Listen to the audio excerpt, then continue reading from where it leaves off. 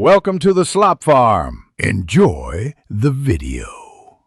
You start now, open Apple Notes and create a new note called Expenses Month Year.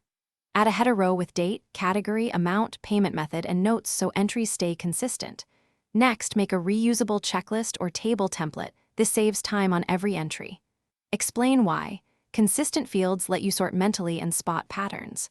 Once the template exists, pin the note or add it to a folder for quick access so you don't lose time hunting for it.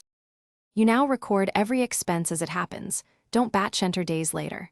Tap the template, fill date, category, and the dollar amount, and mark the payment method. This level of detail prevents guesswork.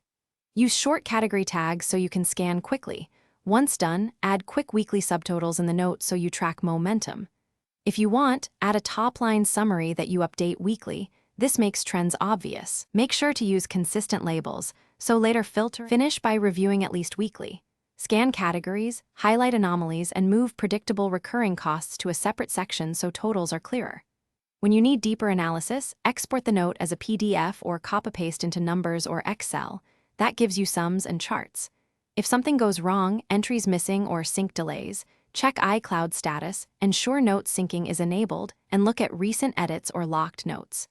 If sync still fails, sign out and back into iCloud or force a manual sync. Thanks for watching. Consider subscribing if we helped you today.